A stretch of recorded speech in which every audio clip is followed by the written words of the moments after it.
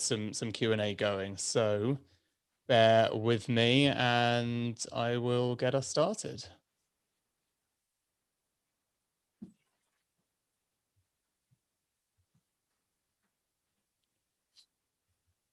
Just making sure that we are live, which we are. Okay, right. Hello, everyone, and welcome to this live recording for the Braincare podcast with Dr. Frederic Luskin. Now, if you're joining for the first time, then my name is Dan. I'm the co-founder of Heights. We're a brain care company, and we're on a mission to get people to take better care of their brains with our mix of nutritional supplements for brain health, clever content with world-leading experts, and community with one goal in mind: to help you do more of what you want for longer in life by making brain care simple. So this is going to be an interview in two parts, split up into how to forgive yourself, how to forgive others. And then actually the second one, I was talking to Fred earlier about this. We're going to do the second one on managing stress, because did you know, as of tomorrow, it is Stress Awareness Month. So I thought this would actually be, some people call it April, some people call it Stress Awareness Month. What can I say? So we've got an expert that's literally written a book on stress. It would seem a shame not to focus on that a little bit. So if you've got questions, please do feel free to ask them in the chat, and our community manager, Emma, is going to make sure that I get them towards the end. We've got time to do Q&A. So I'm going to get on with today's interview and we will get cracking. I'm joined today by the author of multiple books, Dr. Frederic Luskin, who is a world-leading expert in the art and, well, the science of forgiveness. As the director of the Stanford University Forgiveness Project, he is here today to teach us how to forgive both ourselves and others. So, Frederic, welcome to the show. How are you, firstly? I'm doing fine, thank you. And as I mentioned, I was relating to your gym sitting in the corner of your home, as we all adapt to this very different life circumstance. Yeah, exactly. Got to get everything in the living room. I've got a full setup all here. It's, go ahead. No, go on. I want to hear what you have to say.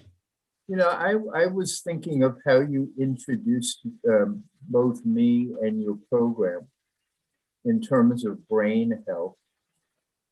And I don't want to make more of this than it is, but people's getting pissed off and frustrated and feeling like a victim, which is the consequence of not forgiving. I mean, I've never really had anybody interview me much about the relationship of that to the health of the brain, but I would think it's pretty profound.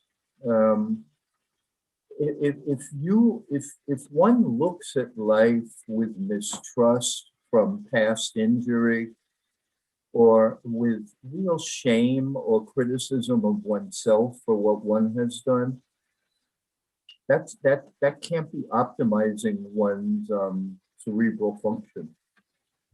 I totally agree. Well, we'll get into that, won't we? I mean, I think just before we get into the nuts and bolts, let's say, let's just start with a bit of context. So what drew you to the work of forgiveness?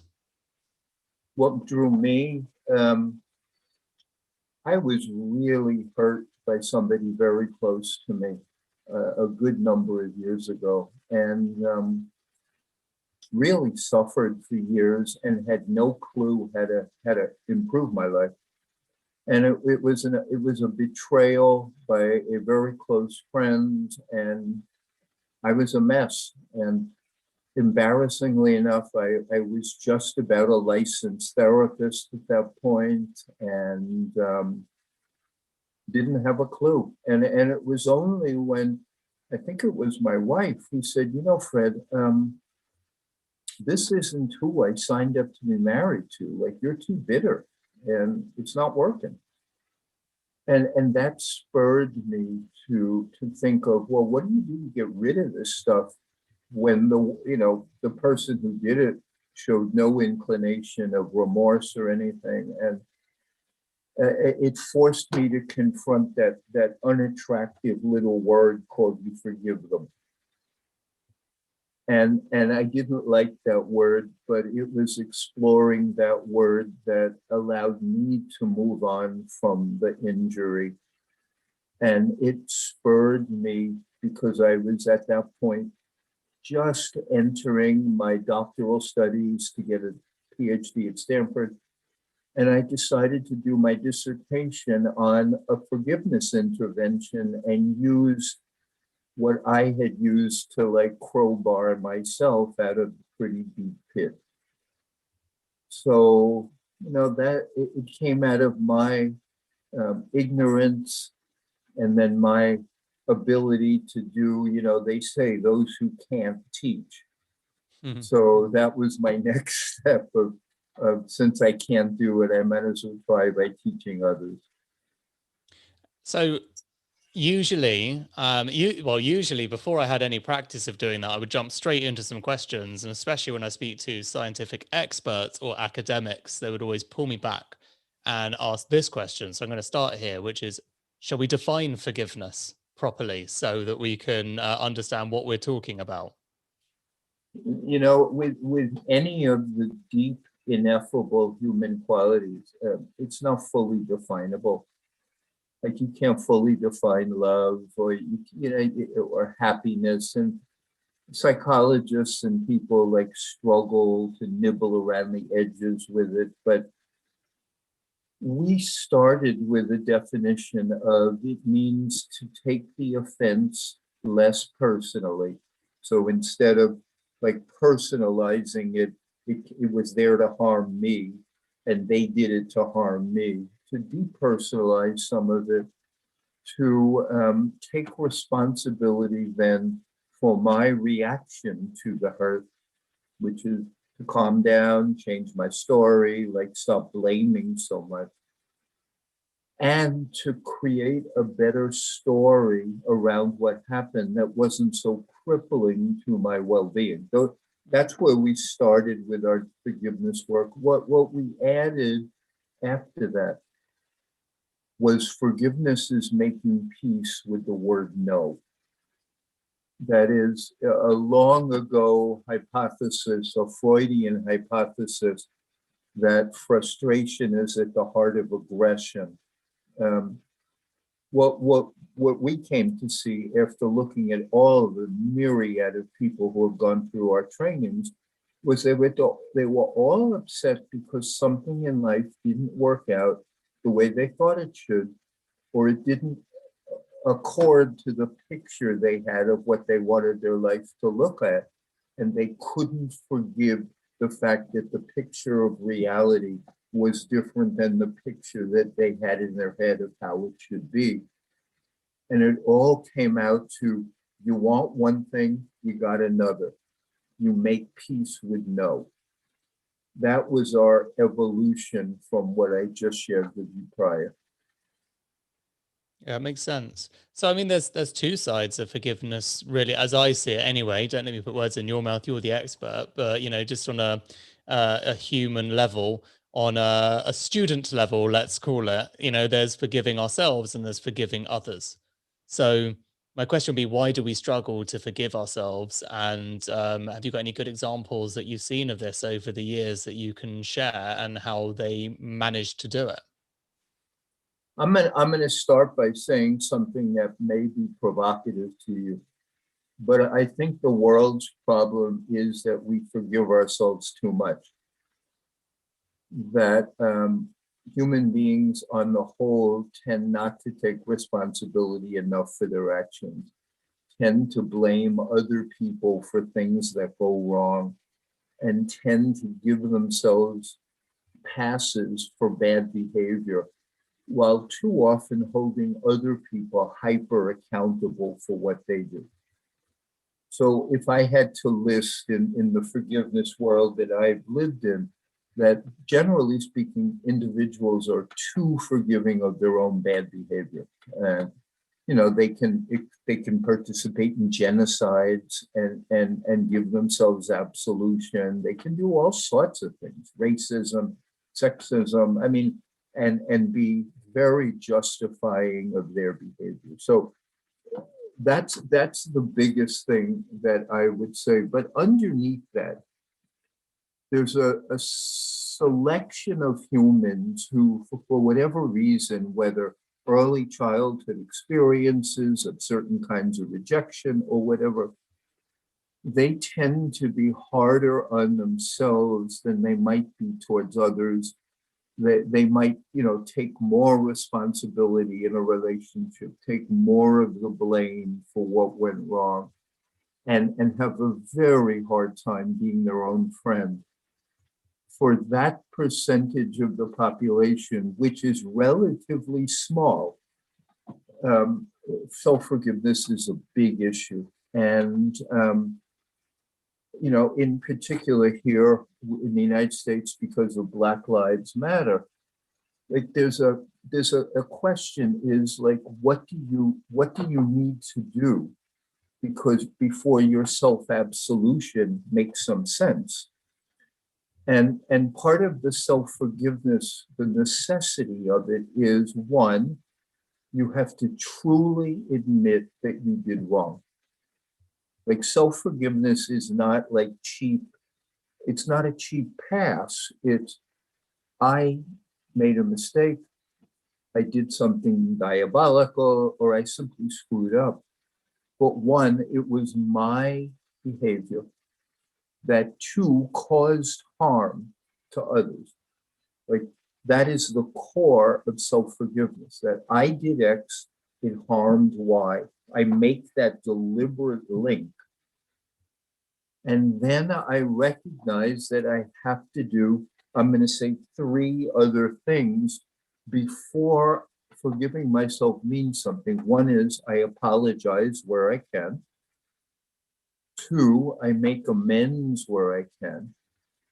And three, I do what I can not to repeat the behavior. But when those conditions are met, I believe human beings have not just the right, but the necessity to forgive themselves and move on. Like they got it, the judge said, okay, you got 2 years, you're in jail, you got to pay the price. When you get out of jail, you're good. Like, you paid your debt to society. In that way, I think self-forgiveness is a really important quality, both for individuals and a culture. Like there has to be a pathway to absolution and a pathway to mercy that's merited but not cheap. So it can either be done culturally or individually, but that's the crucial aspect of self-forgiveness. Okay, so am I right in thinking, this is a guess as well, this is a stab in the dark, but in order to forgive others, it helps if you're able to forgive yourself. Is that a crucial step? No, not at all. As But let me you ask a will, better question. How should we forgive others? I'm definitely going to stop second guessing you now because I haven't got one right yet. I feel like I'm in class, which is correct. well, let me just say one of the freedoms that I'm taking with your interview is the freedom to give you honest answers. Yeah, for sure. And not just respond to your question. Yeah, we want them. We're here to learn. We are a community of learners, and I'd much rather that you spoke up and told us. After all, like the part of your first answer was all about taking responsibility, right? As well. So there are some people who really struggle with forgiving others.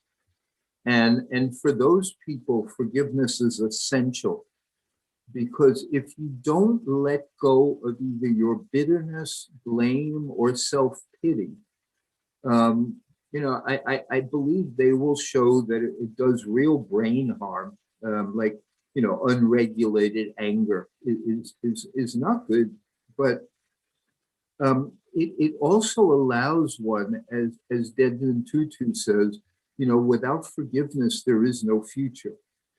And so without forgiveness, you're living in the past and relitigating the past. And the world has moved on. And so you're stuck in a reality that's internal, but no longer relevant externally. And it creates a good degree of suffering, dysregulation, and it also serves to torture relationships. If you keep on bringing up what somebody did 19 years ago or 9 years ago, it's painful. The key pieces of forgiveness, if you're asking like from just a layperson's question, are one, you need to self-regulate. You need to quiet yourself down when you're upset. So taking a few deep breaths, any kind of meditative or prayer experience, looking out the window and noticing how beautiful it is, remembering somebody you love, any of the short-term mind-body practices will work. But they are a key piece of forgiveness, because when you're upset at something, you need to downregulate. Two, you need to put your hurt in context of a life that is generally much more abundant than people remember. So one of the things we teach people is, let's say you were legitimately hurt 6 months ago. So you're at the end of like normal grieving. Well, instead of talking about how the person was a bum, which they might have been, but talk about how you woke up this morning and you had a refrigerator full of food and you were breathing fresh air, and that, you know, your partner was there and they hugged you, and you're still dealing with the injury.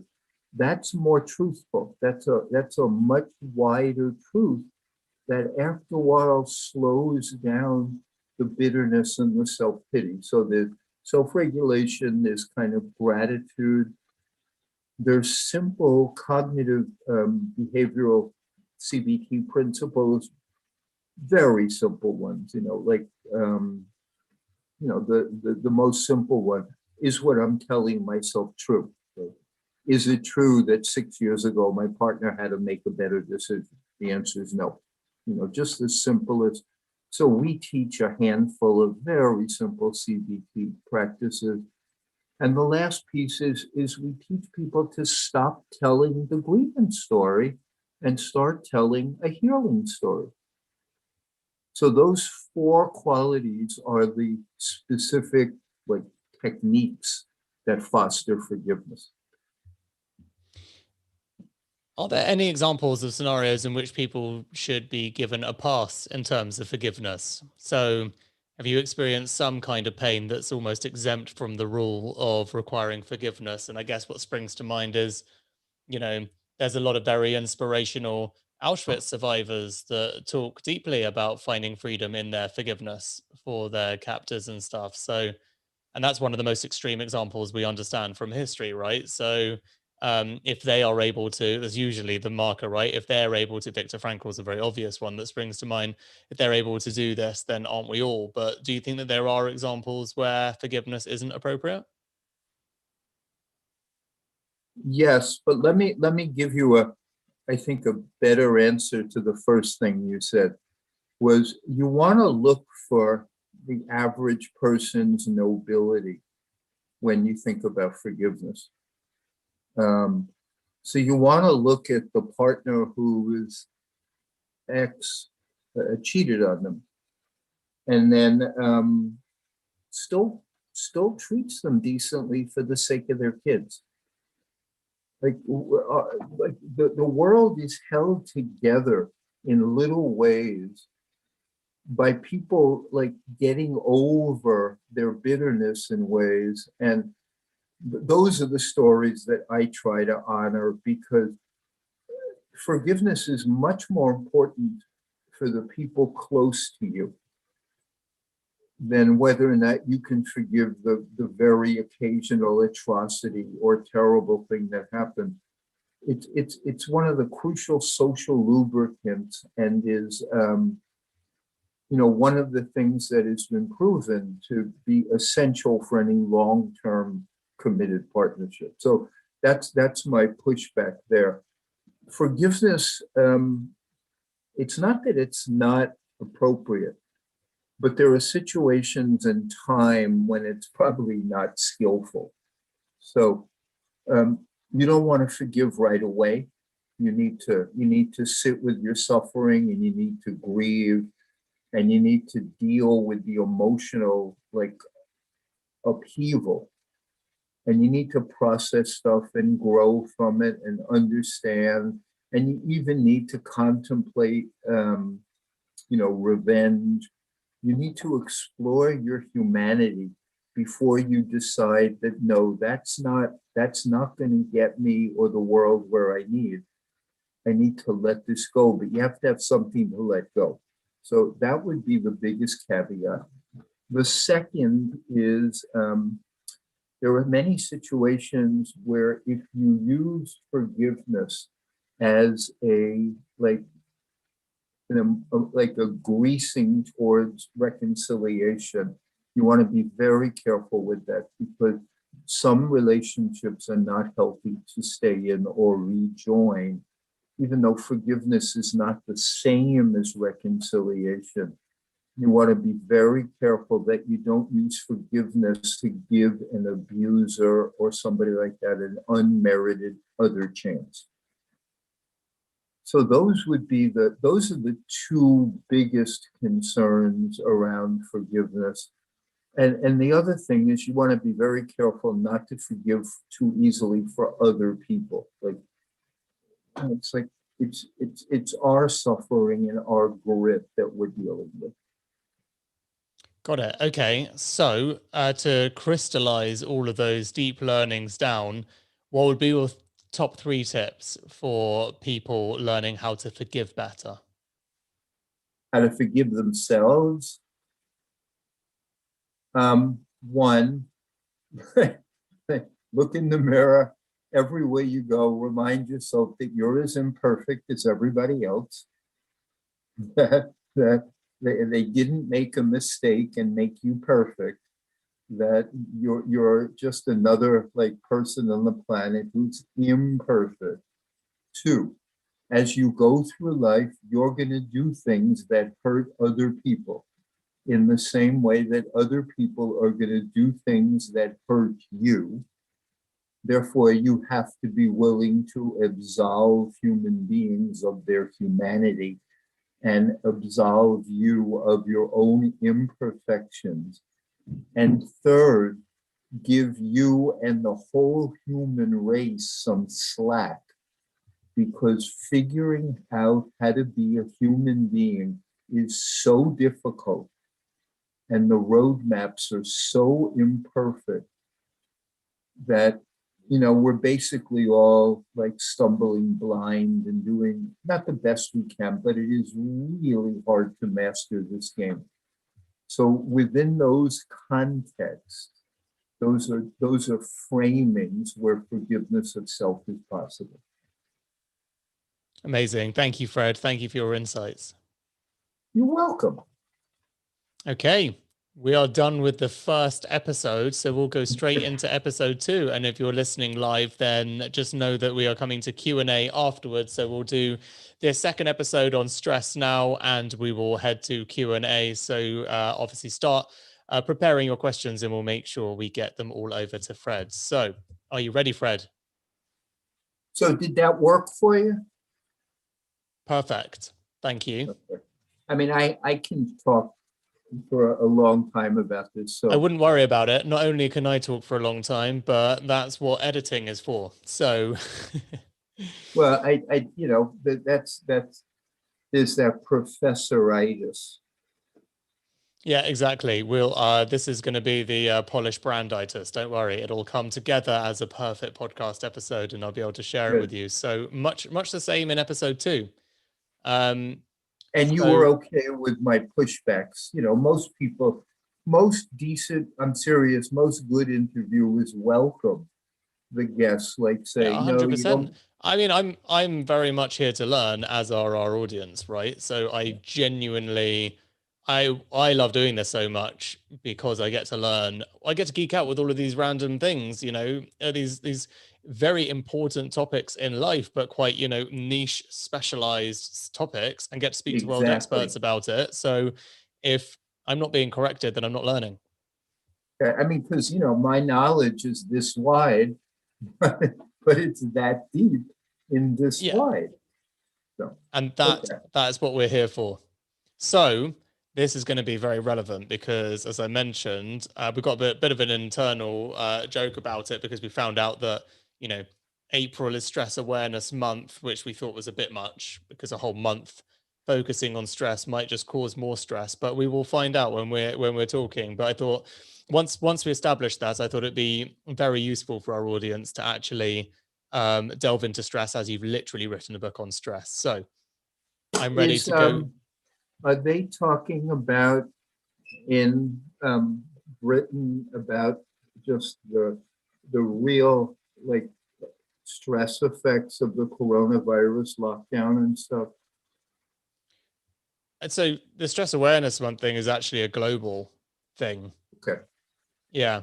So I don't know if it's been around for more than a year or so, but regardless, let's get into the interview because we're here to learn. You're the expert. I've got the questions, you've got the answers, we hope. So let's give it a go. Okay. I'm just going to do a little intro and then we get straight going into the questions.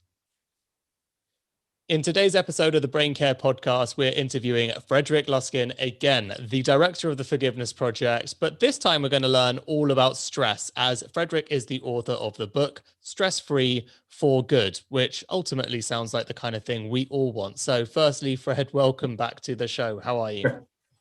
Thank you. It's good to see you again.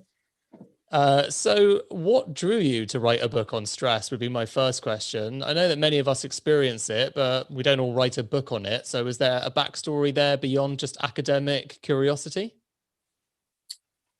I was a postdoc at the Stanford School of Medicine, and we were doing work with United Airlines pilots, this was quite a while ago, on how to help them be more cardiovascularly fit to last their pilot life before they had to retire. I think then they had to retire at either 60 or 65. But the center that I was working on had a contract to work with them, and they did multifactorial cardiovascular work. And I was asked to develop very quick, simple stress management practices that they could put on little tiny cards if they wanted to in the cockpit, or nurses who worked for the company could teach the pilots this stuff in 15 seconds. So my partners and I, we developed these 10 very simple stress management practices, and through Stanford taught them to all sorts of nurses in primary care so they could use it as part of their work with patients. And then after we saw that it worked, my partner and I wrote a book about that, just reiterating those 10 simple strategies. Got it. So 10 simple but scientifically proven steps to stress less. Yeah. So before we get into that, why do we all stress so much? Why do we stress so much? Yeah. I mean, just in general. Is there an academic answer to that question? There's a like a semi-humorous thing from like evolutionary people saying that humans are the descendants of anxious apes. That the chill apes, they didn't make it, and like the apes that shared their bananas, whatever you want to say, those apes did not survive and become people. That at some level, the more anxious, the more negativity bias, the more alert to danger people are. Up until recently, it kept them safe. And so those people who had that feature of being able to find what's wrong in the environment, being able to predict what's going to go wrong in the environment, they had an evolutionary advantage, and they were more likely to survive. For us, it means basically chronic anxiety, which is the basic principle of human existence, that we walk around with a chronic low level of concern, worry, anxiety. And a lot of that is simply wired in as part of the species. Other parts of it come from dysfunctional parenting and other things, but there's that core survival basic of, like, not just sitting in the middle of Times Square and going like this, like, and that's the core issue of stress. But I mean, of course, what you're describing there's also a lot of benefits, right? There are benefits to stress one way or another. Oh, of course. And you'd be bored to death if you didn't have stress. If you didn't have some challenge outside of your current comfort, you would just keel over in boredom, or you'd sit there going like this all day long. I mean, it would just be awful.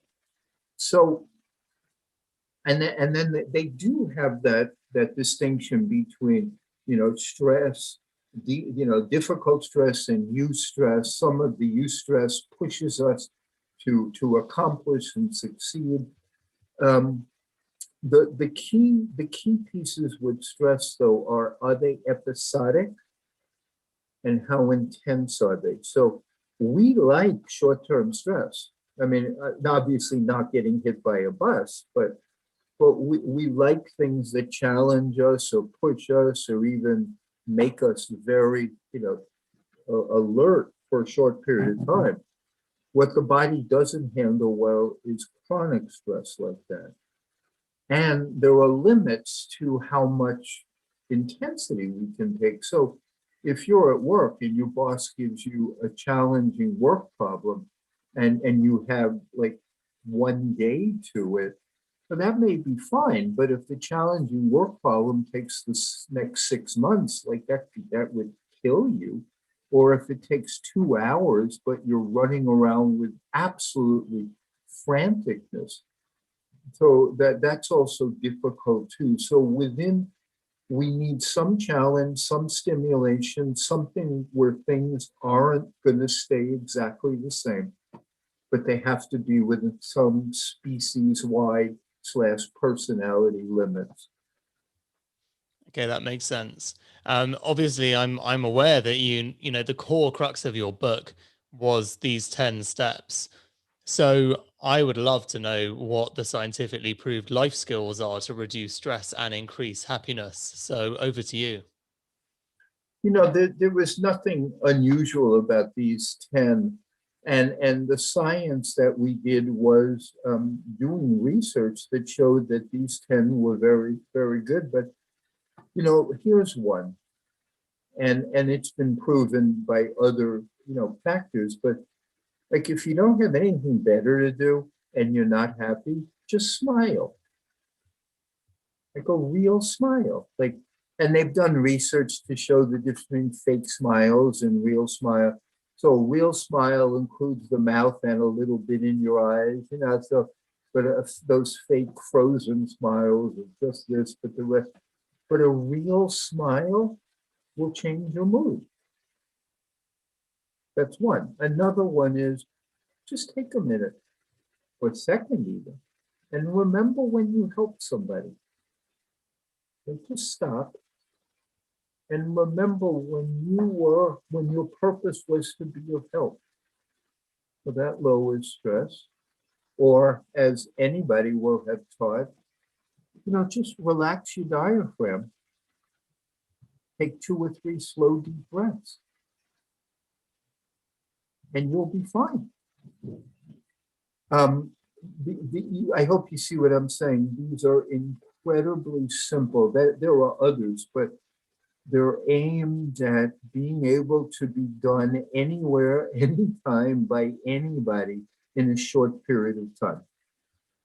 Well, if you can remember to reel them off, I still think it's relevant. The simpler, the better with these things, right? I think one of the problems is that we overcomplicate everything. So the 10 simple steps are very welcome if you can, if you're happy to reel them off. The only caveat I put to that is yes. At some level, simpler is better, but human beings also like to learn. So if you want to teach things like this, you do want to break it up into very simple components, and you also want to have those components be layered so that people can grow in their development. So let me just give you an example. One of the others there is learn to say no. That's one of the 10 stress management things, is sometimes you just have to say no. So the simplest way to teach that is, well, just say no, and I'm not from the war on drugs, but can you do this? No. But with a little more practice, you can teach people more subtle and sophisticated ways of saying no. So the first practice is just no. The second practice is no. Well, maybe we can talk about it later. Or no, I'm going to come back and give you my own thinking on it. Or no, please revise what you're asking and then ask me again. And then you can teach a decision tree about which might be the best. But it all builds on this just be able to say no. So that's. Yep, that makes sense. Said like a true teacher as well. So teaching us how to fish as well. So out of the life skills, what's the one that you found the most useful then? What is the one that you've had to teach yourself the most? What is the one that you've had to reinforce the most and practice the most? If I ask you to just stop what you're doing for a moment and just relax your belly. Really, just relax your belly so your breathing slows down just a little. And when you inhale, just have your abdomen expand with the inhalation. And your shoulders are like soft enough, but you're breathing into your belly. And then just for just a moment, picture someone you really love.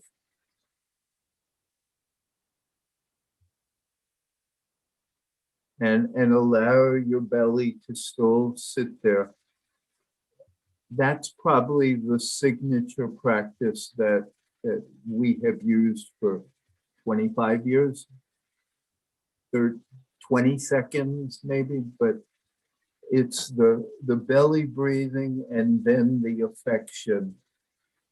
They can all be shifted and mixed and matched, but there's something about the anchoring where the sympathetic and the parasympathetic nervous systems can regulate each other.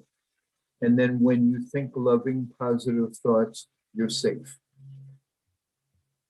So you put those together in a 20-second practice. And that's the most important practice that we use. Love that. Thank you, Fred. Okay, well, if you had to pick, what would be your top 3 tips for managing stress for people? So that would be number 1, I'm imagining, or that would certainly be one. So I guess the question is, what would be another 2? If I was going to give them tips, it's so simple. Like wherever you are, like go to a window or look outside or take a deep breath and recognize you're part of a big world with a lot of beauty, and the whole thing is a mystery. So that might be 1. 2, just like I asked you to do, stop. But remember the last time that somebody was kind to you.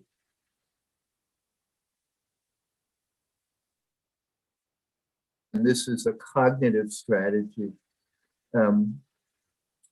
If you take a look, life is simply not an easy thing. So you have to develop a certain hardiness, stress hardiness, rather than an expectation that it's going to always be easy or go the way you want. So those would be three really simple tips for people. Great. Thank you, Fred. And as this is the Braincare podcast, a question we like to ask all guests: how do you implement brain care in your daily life? So what do you prioritize to look after your brain? Good question. I mean, I know for myself that I do regular exercise every day, and I'm 66, so over the years I've read that it's very hard to age successfully while being out of shape. Second, I do try to say thank you as a practice, and I know that that lowers levels of stress and agitation and reduces allostatic load, and I know that. The thank you. And then there's you have to stay intellectually occupied. So it's not like I do anything that says specifically this is for my brain, but I know that the general protective factors are crucial for long-term brain well-being. Yeah, I think you're spot on. Three that we talk about a lot, particularly that second one on learning, right? Neuroplasticity, use it or lose it. So staying intellectually curious, like you say. Not a surprise to have the answer from an academic professor like yourself, but thank you so much for coming on the Braincare podcast, Fred. You're very welcome. Thank you. Okay, great. Now we can go to audience Q&A. So don't get too comfortable because we've got a bunch of questions. So if you're ready, I'm just going to go straight to them. So Tanti says, remembering that self-acceptance is the first step in forgiving ourselves, is there any healing therapy for people with perfectionist issues to cope with self-acceptance? In therapy, cognitive approaches to working on the need to be perfect, working on extra high expectations for your own output, and working on the need to control your environment. CBT is excellent for that. In therapy, directed mindfulness of watching how your own mind does self-attack is really powerful stuff. Like, oh, instead of joining in on the self-attack, you go, oh yeah, there I am doing that again. And that's a mindful approach to that. And again, just the simplest framing of, even though I have these flaws, I'm still lovable. That is a core belief that can be infiltrated into the way one looks at things. Even though, yeah, I do this, I'm still lovable and worthy of love. Love it. Okay, thank you for that. Okay, so a question from Zandra on stress. Can you throw some light on how the average parent can help children and teenagers become more resilient during whatever the time of this pandemic might be? The answer that I give to that question, not just around stress, is one that often makes people uncomfortable, because the best thing you can do to teach your children how to do anything is to do it yourself. So if you want your kids to become more stress hardy, model it, practice it, show it to them, demonstrate it to them. If you have children and you want to teach them how to be stress hardy, model it in how you talk to them, model it how you react to when they misbehave. You're teaching your children all the time by how you behave. that's your lesson. That's what your kids take from you is you. So within that, that's number one. Second is you can teach little kids even very simple mindfulness breathing practices. You can teach them a little EFT tapping practices, and you can very gently remind them that they have alternatives. But the biggest teaching is how they see you behave and act, in particular towards them, and in particular towards your partner. Like they are watching you like a hawk for information on what it is that you recommend for how to be in the world. Yeah, I think that sounds very, very fair. I think people will relate to that a lot. Okay, so a question from Ruth. She asks, do you agree that there's a need for a bit of stress to move us forward? Zero stress can make you too relaxed and do nothing. I mean, I think you kind of do definitely agree with that, right? I'd build on that slightly then. So um, where does like what's your view then on monks, meditating for a long time? Because you were sort of saying, how boring it would be without the stress and the anxiety and stuff, but I guess that's exactly what they're training themselves to do, right? So where do those things align? That's two at least two questions in there.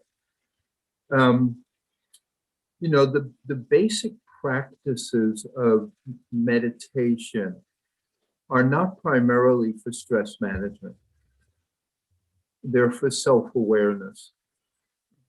And sometimes the extended practice of meditation causes a lot of stress. Sitting for hours at a time, dealing with boredom. Those are not easy. And the biggest thing that happens in meditation sometimes is you get to meet yourself, which can be hugely stressful. Like, oh my God, look at the garbage that's in my mind. So short-term practices of stress things are very useful for managing stress. Longer term, they get at deeper things, and for periods of time, they can destabilize you. Like, sitting there and counting your breaths or watching your mind work or watching your breathing.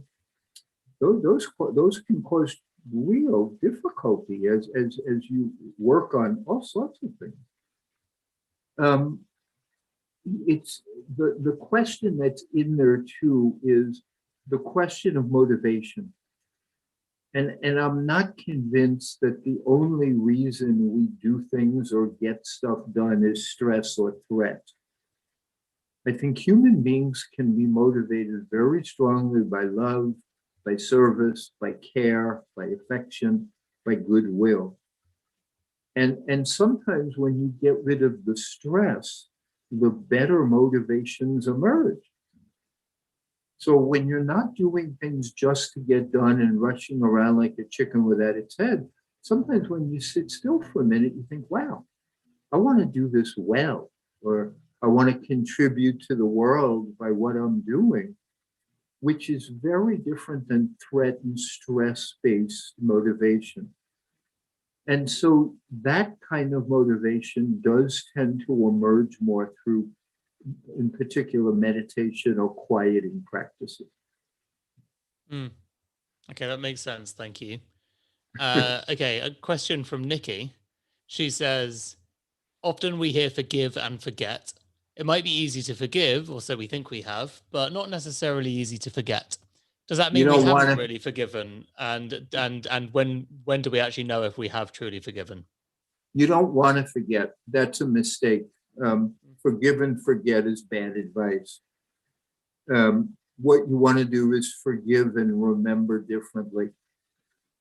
And that is hugely different than forgive and forget. What you want to tend to do is remember it with compassion, with some degree of absolution, kindness, mercy, tolerance, something. And what you never want to forget. I mean, not that you want to forget, remember every slight But, we've done work with people who've had their children murdered. So what are we going to do? Tell them, oh, just forget about Johnny. It's like he didn't really matter. No, it's absurd. The key is remembering without the bitterness. That's what forgiveness is. Moving through that to the other side. That's great. Thank you. So a question from Laurie. While I realize that forgiveness is a gift I give to myself and it frees me of the harsh feelings and discontent I feel in my relationship, where is the line drawn between forgiving a partner and enabling them? I mean, does forgiveness help those who are forgiven? Is that it can, but it sometimes doesn't. So if I forgive you,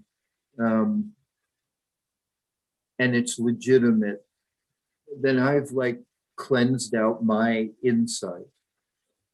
But if I go to you and say, I forgive you, sometimes the other person doesn't believe they have anything to forgive them for. Like they think you're at fault. So they might take that as another sign of your insensitivity or stupidity. So forgiveness is an inner experience, is reconciliation of relationship restoration, or some other interpersonal qualities, which can be important, but they're not actually what forgiveness is. And again, you asked me before, are there any situations where forgiveness would not be appropriate? And this is one of those where you want to be cautious that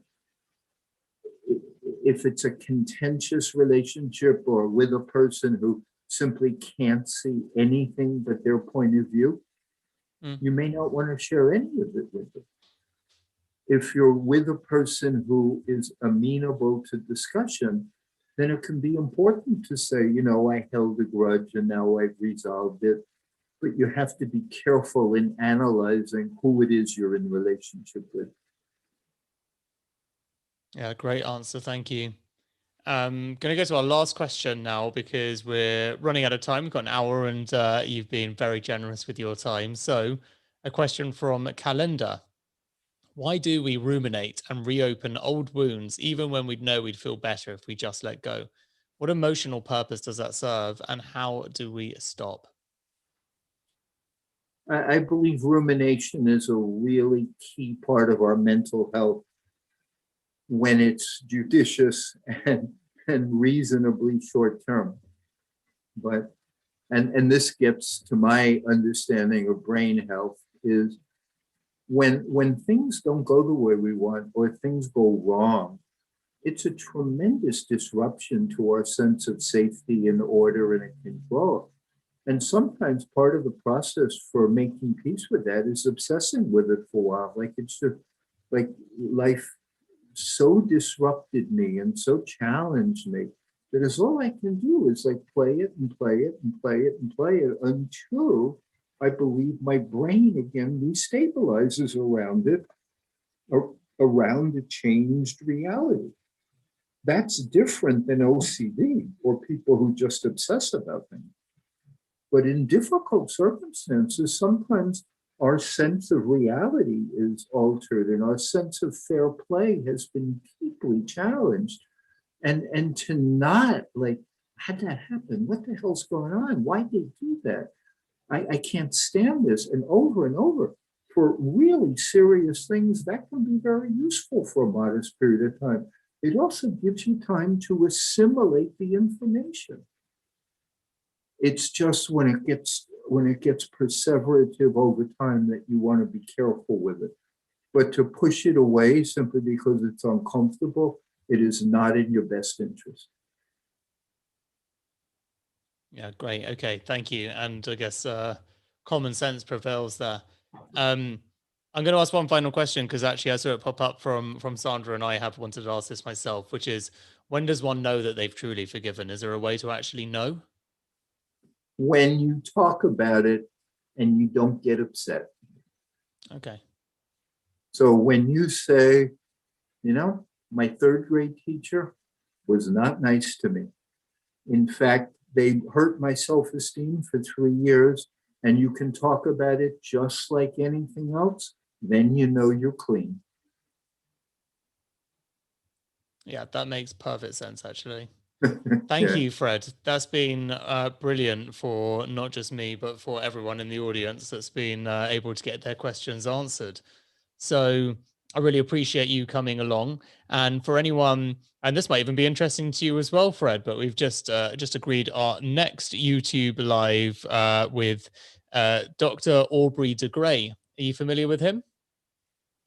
I don't know who he is.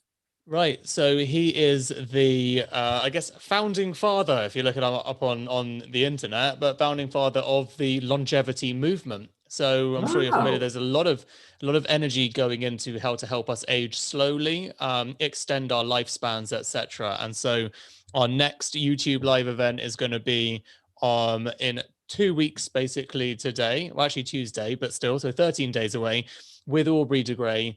And it's all going to be about how to live longer and slow our aging with one of the world's leading experts. So definitely an interesting topic. I hope that you can join us as well.